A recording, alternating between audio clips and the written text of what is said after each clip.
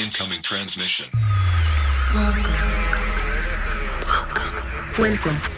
This is True Spies, the podcast that takes you deep inside the greatest secret missions of all time. Week by week, you'll hear the true stories behind the operations that have shaped the world we live in. True Spies. You'll meet the people who live life undercover. What do they know? What are their skills? And what would you do in their position? This is True Spies. We were searched. At one point they said, now's the time to tell us if you have a tracking device, otherwise it's going to be a problem later. And clearly the problem later would be a swift execution. We said truthfully we had no tracking devices.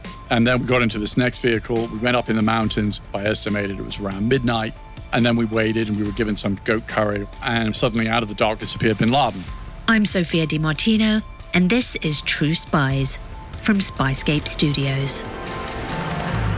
The Bin Laden Files, Part 1, The Making of Osama.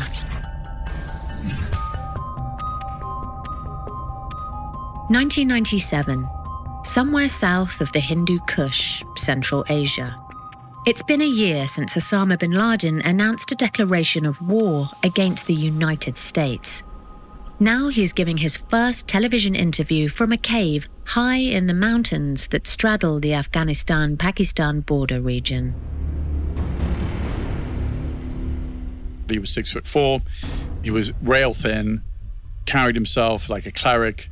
You know, he spoke in a monotone, he spoke very low key. He didn't come off as angry, even though his words were full of anger against the United States. This is Peter Bergen, the CNN producer who scored bin Laden's first ever television interview. It was the first time the head of Al-Qaeda proclaimed his message of war directly to a Western audience. A year later, in 1998, he decreed another fatwa, this time calling for Muslims to kill Americans anywhere they found them.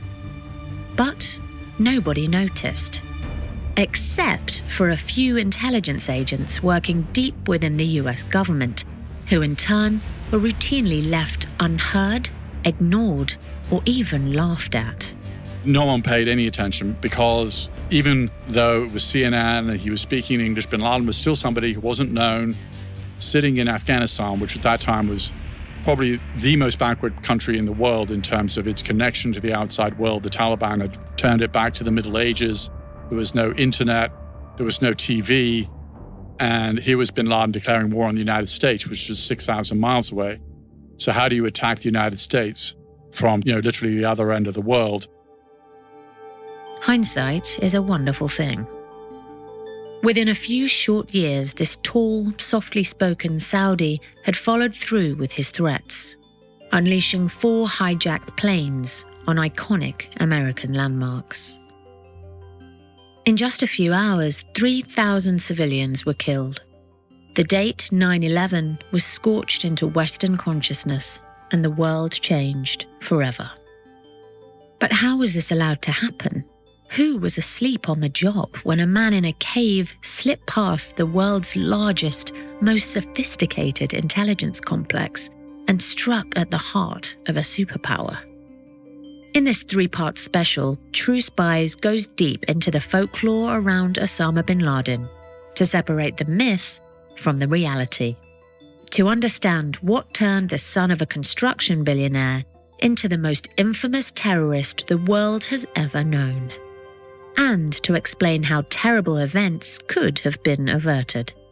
There's a famous moment where bin Laden goes to the senior members of the Saudi royal family and says, look, Saddam Hussein's invaded Kuwait. I have a Mujahideen force. I can, recruit 100,000 men to fight against Saddam. And so the Saudis just basically said, that isn't going to happen. Thanks for the suggestion. And that idea was basically just laughed out of court. We'll tell the story of the early years in the making of Osama bin Laden, who he was, what made him tick, and why he chose the path he did.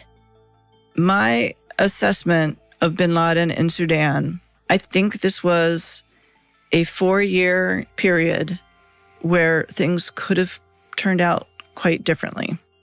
And we'll hear from the spies who tracked him. I only spoke with the folks who were at probably the highest echelons of al-Qaeda. All of them were quite aware or had directly participated in September 11th. Osama bin Laden's story starts not in Saudi Arabia, but in the harsh, barren valleys of Yemen's Hadramaut region. Translated as "death is present," Hadramaut is the birthplace of Osama's father, Mohammed bin Laden. I visited the bin Laden family village shortly before the 9/11 attacks, and it's like stepping back into the Middle Ages. Peter Bergen was researching the world's most famous terrorist long before he was a household name. As a TV news producer in the 1990s, he became interested in the growing instability in the Middle East. Hadramaut, basically, there's really nothing to do there. The women are in the fields. They wear very distinctive black conical hats. They are rigorously separated from men. So much so that apparently they've developed their own dialect, and literally the architecture of the houses is such that women don't have to encounter men at all. Bin Laden's father traveled north to Saudi Arabia just as the House of Saud was setting up their kingdom in 1932. That turned out to be very good timing because very shortly thereafter, Standard Oil of California inked its first oil deal with the Saudi kingdom. And basically, that created a giant gusher of oil wealth, which the Saudi king was obviously the main person in terms of distributing it. Mohammed bin Laden ingratiated himself with the Saudi royal family. A bricklayer by trade, he became their man for many of the major building projects the kingdom embarked on, funded by the American petrodollars. And crucially, he was involved in rebuilding the holy sites of Mecca and Medina, the two holiest places in Islam. And not only was that very lucrative, but it was also very, very, a very prestigious thing to be rebuilding these holy sites.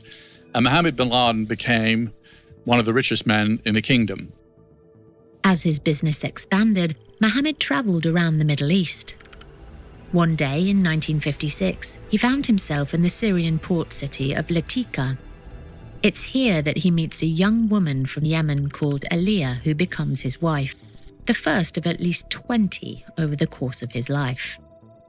Aliyah's only child with Mohammed was born in 1957. Mohammed names him Osama, Arabic for lion. You'd think that would mean a father would have a certain amount of pride in his son. But Mohammed and Aliyah's marriage ends shortly afterwards, and Mohammed moves on to his next bride, leaving bin Laden virtually fatherless. He was the only child of this particular marriage, yet he had 53 siblings, but they're all half-siblings. And so this was a giant family. And, Mohammed bin Laden, the patriarch of the family, was a very busy guy. And he had very little time for his kids, particularly Osama. Bin Laden only ever met his father on a handful of occasions, but these meetings left an indelible impression on the boy. A boy with half-brothers and sisters and a Yemeni mother discarded from the family only shortly after entering it. And by 1967, when bin Laden was 10 years old, his father was dead. The billionaire's American pilot crashed his plane trying to land on a remote airstrip near one of his construction projects. Bin Laden, already a shy boy, retreats even further into himself. Even though bin Laden had no real relationship with his dad, it seemed to have a big effect on him personally. He became, by his own account, more religious. He started reading the Quran. At a certain point, he memorized the entire Quran, which is not a small feat of memory since there are more than 6,000 verses. And it turned him in a more religious direction. By the time bin Laden was a teenager, he'd become deeply serious, with a strict religious code unusual in someone so young. Aged 14, bin Laden traveled with some of his brothers to England. There, he befriended a couple of Spanish teenagers who were tracked down after the events of 9/11 and asked to tell their story to a Spanish newspaper. He said a number of interesting things to them. He said that my mother was a quote-unquote a concubine, which is a very interesting kind of way of putting it. Like, she wasn't a real wife, but certainly she was somebody that his father just came along, had a kid with, and then basically got rid of. As bin Laden went deeper into his religious studies, he came to frown upon what he saw as his father's lax observance of the Muslim faith. What Mohammed bin Laden, the senior bin Laden, would do is he would keep the 4 wives allowed by the Quran, but he'd keep divorcing the 3rd and 4th one and bringing in new wives into the fold. It was clear to the Spanish teenagers, whose paths unwittingly cross with the future terrorist, that the young bin Laden was already an outsider. He just seemed kind of more remote than his more fun-loving half-brothers who were also with him. They thought they were Saudi princes. They seemed to have a lot of money. They went and they did things like, taking boat trips in the Thames. But bin Laden, was asked, do you want to go back to the UK after this, doing a summer school there? And he basically said he didn't want to go back. He really rejected it. By the late 1970s, now in his early 20s, bin Laden was fervently religious. He no longer spoke to some of his childhood friends for their supposed lack of commitment to Islam, and even shocked and intimidated his own family members with his zealotry.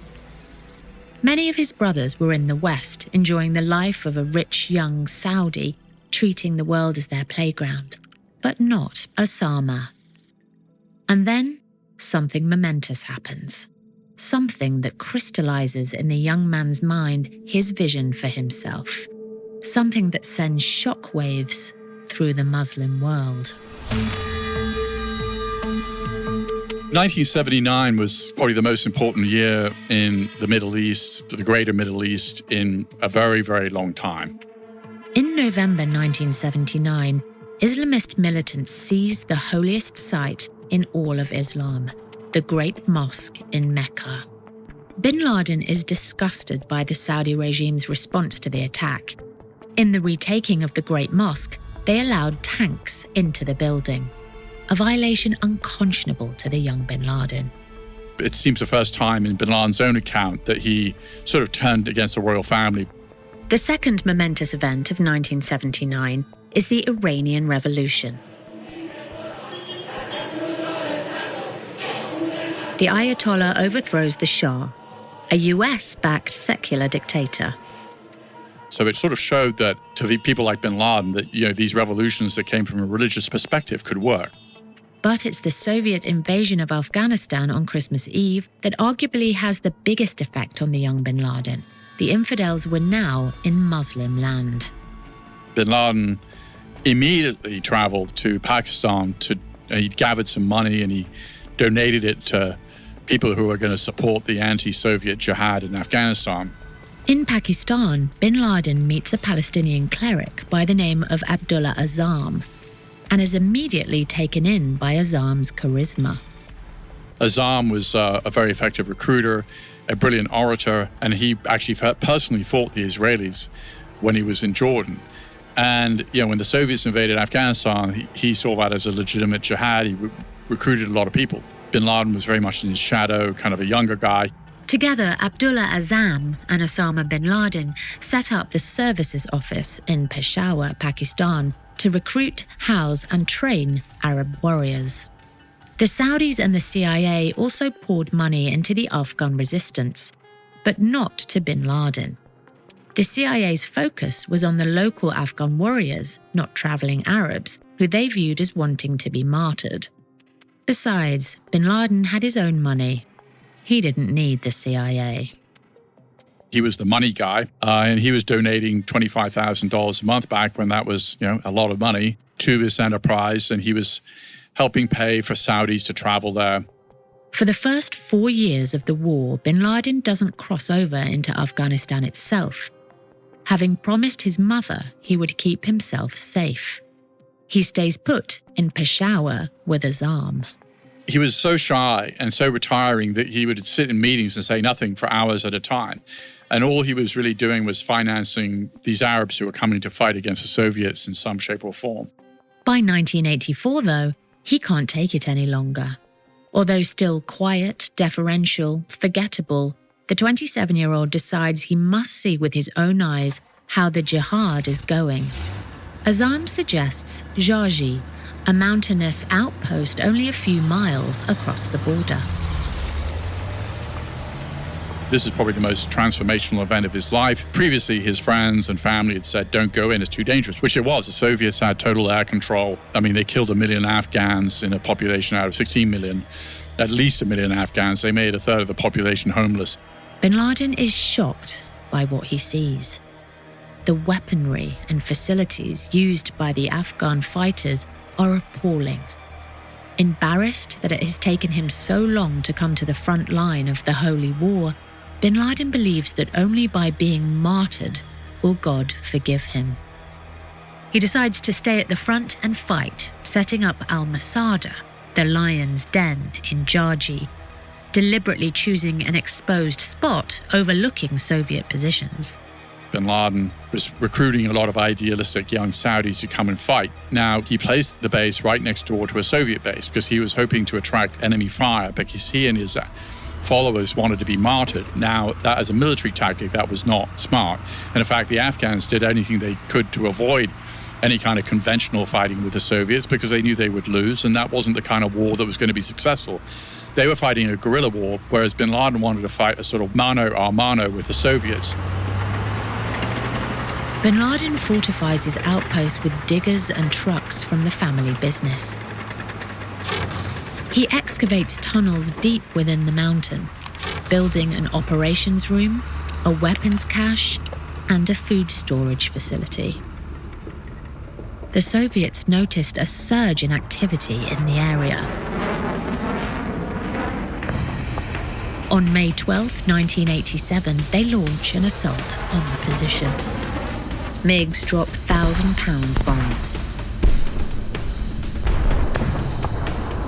Napalm is spread over the mountainside. Russian special forces, SPYSCAPE, advance on the base. Bin Laden's band of 60 Mujahideen warriors, however, stand firm.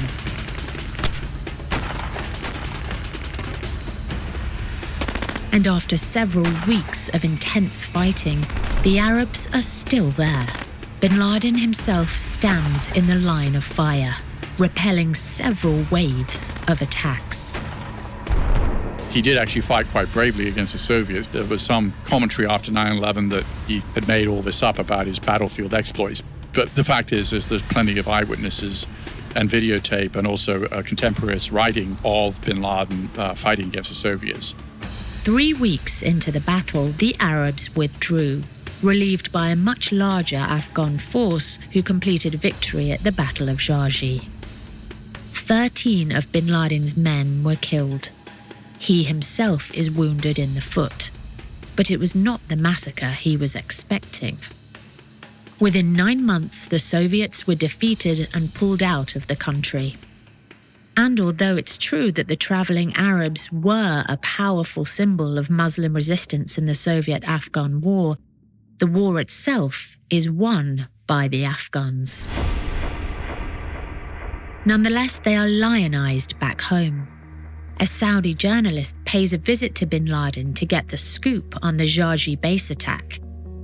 In the article which follows, he celebrates the Arab warriors in Afghanistan, punctuating the copy with pictures of the warrior Bin Laden surrounded by jubilant men. That journalist's name, by the way? Jamal Khashoggi. The same Jamal Khashoggi who would meet a grisly fate in the Saudi embassy in Turkey in 2018. Osama bin Laden is reborn, transformed by his recent rise into a confident and eloquent multimillionaire, feted for his heroics in battle. And the myth is born. Inspired by his exploits in Jarji, Bin Laden uses the term the base as the name of his new organization. Its Arabic name? Al-Qaeda. Bin Laden told Khashoggi, the journalist, that the flame of jihad should continue elsewhere, in places like Central Asia. It will be called Al-Qaeda. And in 1988, some of the core people that were at that base in Afghanistan met in Pakistan and started talking about founding formally the Al-Qaeda organization to take the jihad to other countries. But there was division growing among some of the Arabs. Abdullah Azzam, the figurehead of the Afghan Arabs and Bin Laden's great mentor, didn't share bin Laden's zeal for exporting the jihad to other Muslim countries.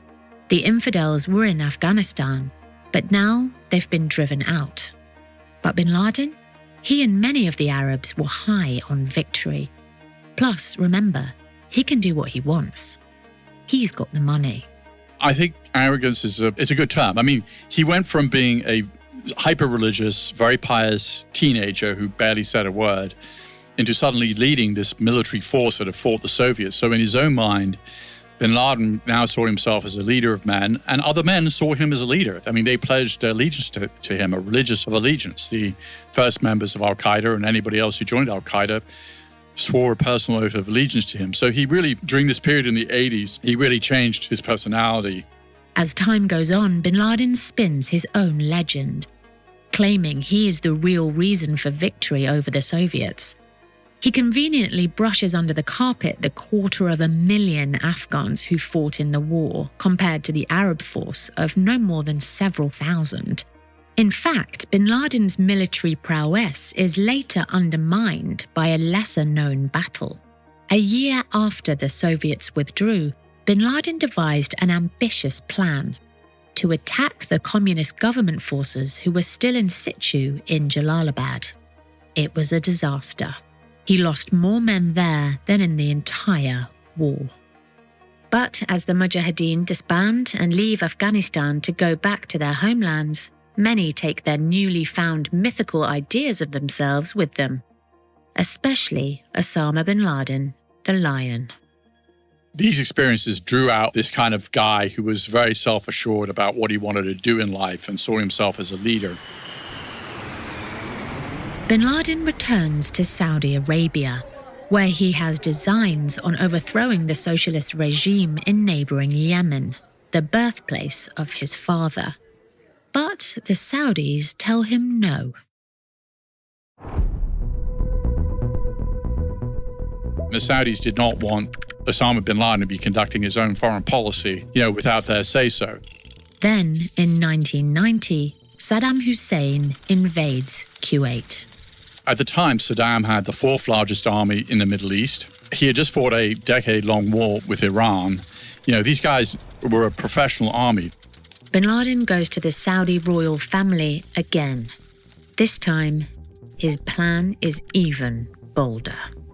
Bin Laden goes to the senior members of the Saudi royal family and says, look, Saddam Hussein has invaded Kuwait. I have a Mujahideen force. I can, recruit 100,000 men to fight against Saddam. And so the Saudis just basically said, that isn't going to happen. Thanks for the suggestion. And that idea was basically just laughed out of court. Instead, Saudi Arabia joins the coalition gearing up against Iraq. In the process, the Saudis agreed to some 500,000 US soldiers being stationed in the country. Bin Laden is outraged. The infidels were now in the Holy Land, the land of Mecca and Medina itself. And they're the worst sort of infidels too, Americans.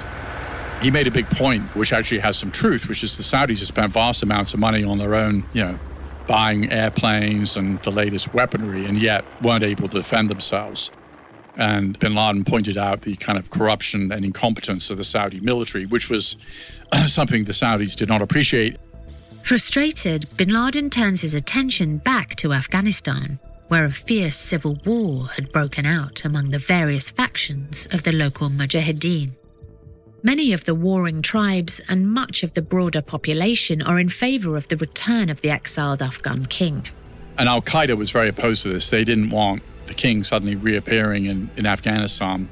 Bin Laden wanted a caliphate, an Islamic state ruled by Muslim clerics in Afghanistan, not another kingdom like that of Saudi Arabia.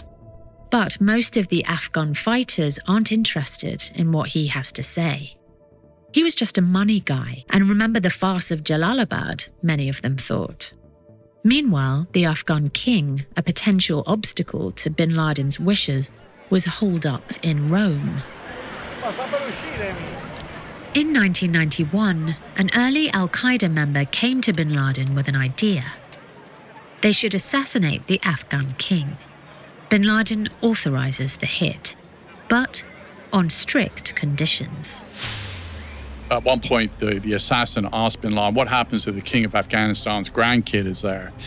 And bin Laden said, we don't kill children. You've got to be careful about that. Bin Laden adds, "We are Muslims. We do not eliminate children." With his instructions, the Al-Qaeda operative travels to Rome, posing as a journalist. He manages to secure an interview with the Afghan king. At the end of the meeting, the assassin stands up and says, "And now I must kill you," lunging at the king with a dagger. The only reason that he didn't mortally wound him is that the king had a packet of cigarillos right in that place of his breast pocket, and it deflected the blade. And then this guy, the assassin, would-be assassin, was arrested and put in jail for 10 years. It is the first known attack by Al-Qaeda outside of Afghanistan. That same year, bin Laden is firing barbs at the Saudi regime for allowing Americans into the Holy Land, undermining their authority. Eventually, the royal family have had enough. At a certain point, they made it very clear to bin Laden that he was persona non grata, and that's when the decisive break with the Saudis came. Bin Laden, the son of one of the royal family's once closest confidants, is exiled. And it's at this point in the story of Osama bin Laden that a small number of US intelligence officers start to take notice of a broader problem. All these nations that allowed volunteers to go to Afghanistan to fight the Soviets were not really, I think, anticipating that these individuals would come back, and rather than going back to normal life or, retiring from militant jihad, they were, a number of them were joining Islamic extremist groups, political dissident groups in their countries, and becoming increasingly violent. This is Gina Bennett. She was one of the few people in the West taking any notice of what the Afghan Arab veterans were getting up to following the war with the Soviets. A CIA counterterrorism analyst for nearly 35 years, she came to have one focus throughout the 90s: Osama bin Laden and Al-Qaeda. You can't just ignore how people are radicalized, and that when they leave a conflict zone, they don't necessarily de-radicalize. So you have thousands of somewhat seasoned fighters, who've all had this unbelievable, unique experience, leaving Afghanistan and going back to their own countries, or finding that they weren't allowed to go back to their own countries. They were showing up in places that they were able to get to, such as Kashmir or Algeria or, even the southern Philippines, places that were experiencing conflict at that time. It was clear it was a growing problem. It wasn't going to organically just take care of itself. Expelled from Saudi Arabia, bin Laden joins the trend of Afghan Arab veterans landing in Islamist hotspots. He chooses Sudan. The leader of Sudan, the de facto leader, is a guy called Turabi, who is a sort of Islamist, and he's welcoming, militant groups from around the Middle East to come and live in Khartoum, the capital of Sudan. He and bin Laden have a close relationship. Gina Bennett noticed a pattern, and in 1992, she wrote the first memo highlighting the issue. Not published until a year later, it is entitled The Wandering Mujahideen. In it, Gina warns that US support of the Mujahideen during the Afghan war will not necessarily protect US interests from attack, adding that Afghan veterans could launch attacks on surprise locales.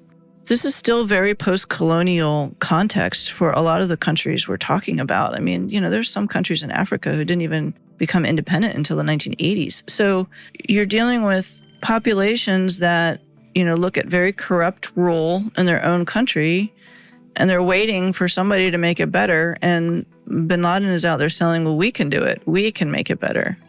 And by uniting, we can do this, rather than approaching it from individual groups. And that was just a very unusual narrative at the time. Bin Laden brings a coterie of Islamist fighters with him to Sudan. But that's not all he brings. By bin Laden's own account, he invested like $26 million in Sudan. Al-Turabi also gifts bin Laden 1 million acres of land, where he sets up training camps for Islamist fighters. But business takes up most of his time. In Sudan, it was pretty clear that he was sort of borrowing from his father's playbook of trying to become kind of the kingmaker to Hassan al-Turabi, who was the head of the National Islamic Front, which was running Sudan at the time. A subsidiary of the bin Laden construction company builds the airport at Port Sudan, the second largest city in the country, while also paving a new 500-mile highway from there to Khartoum. He employs over 4,000 people and becomes the sole exporter of key Sudanese products like corn, sunflower, and sesame. At this point, Gina Bennett is still one of the few people outside of the Arab world who has ever heard of bin Laden. Studying him every day, she has her own view on his time in Sudan from 92 to 96. I think this was a 4-year period where things could have turned out quite differently. Bin Laden, unbeknownst to a lot of people, swore bayat to Hassan al-Turabi. Al-Turabi, the de facto leader of Sudan. He looked at him as the leader of the Muslims. There was, continued sort of clandestine tradecraft training and other kinds of training, which, militant training, sabotage training, that kind of thing. So it's not as if he was going completely legit, but there was a portion of bin Laden that looked that way. What I can never really say is where was his heart, like which way? Because some of his family members have said he really, really wanted to go legit. Bin Laden himself says he's nostalgic for Medina, saying so to several fellow veterans of the Soviet-Afghan war that visit him. Jamal Khashoggi, who covered bin Laden's exploits during the Afghan war and by now was an acquaintance, travels to Sudan as an emissary of the Saudi royal family. He has a proposition. The point what Jamal was offering him, and at that time Jamal was close to the royal family, was, just give us an interview.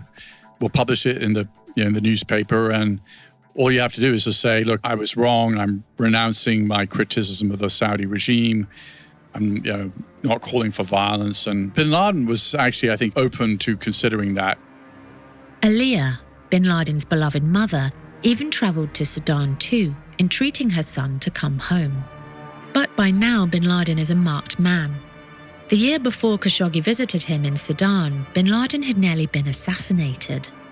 Not by the Saudis or the Americans, but by a rival Islamist group.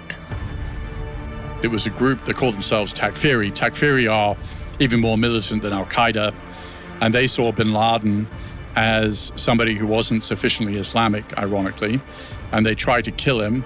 Takfiri gunmen attack bin Laden's house. But he is not inside.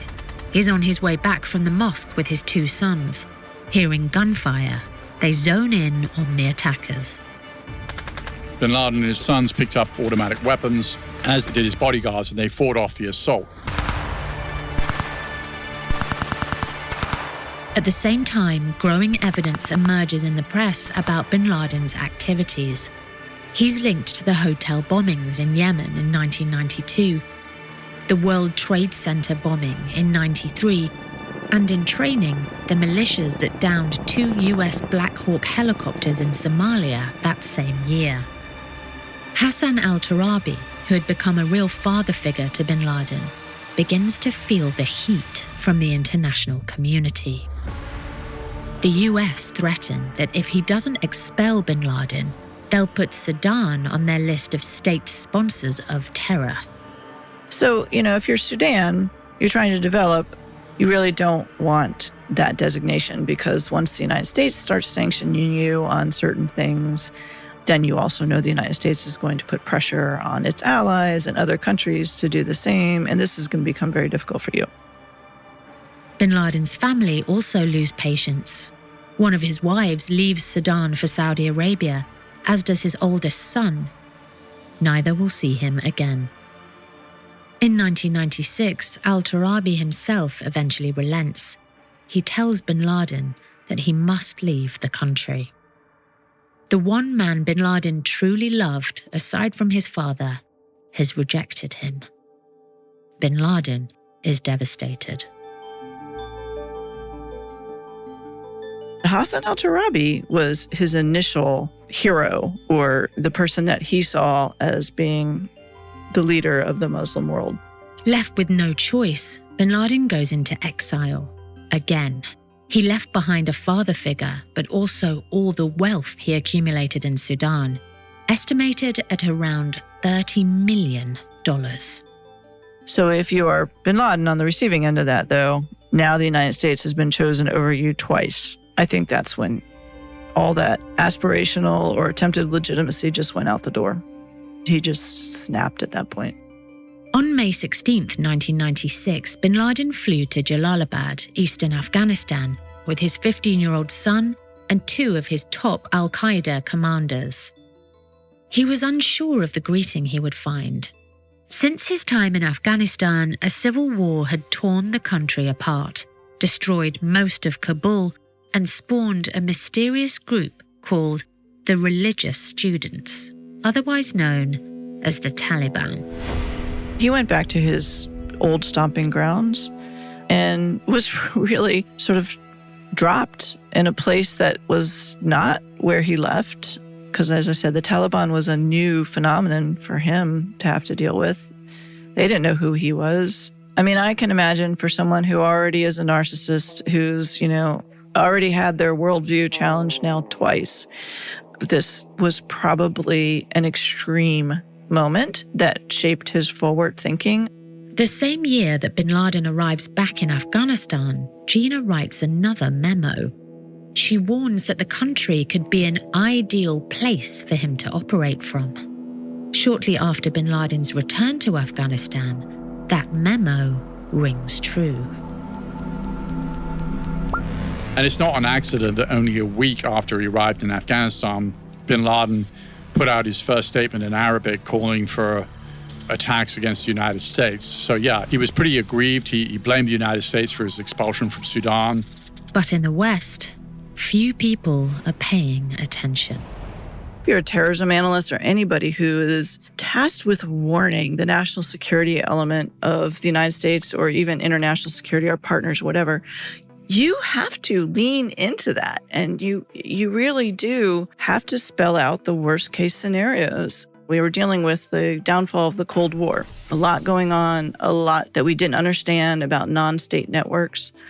So, in leaning into it and warning a little harder, maybe sharper than people's minds are ready to absorb, you end up, unfortunately, with this you're making a mountain out of a molehill, you're crying wolf. As I said, hindsight is a wonderful thing. Next time on True Spies. There's no debate that the best moment that came to potentially kill bin Laden was when he was on a hunting trip. And so there was a great debate at the White House saying, look, we should take the shot. I'm Sophia di Martino. Join us next week for the second installment of True Spies, The Bin Laden Files. Or if you're a subscriber to SPYSCAPE Plus on Apple Podcasts, there's no need to wait. You can listen to part 2 right now.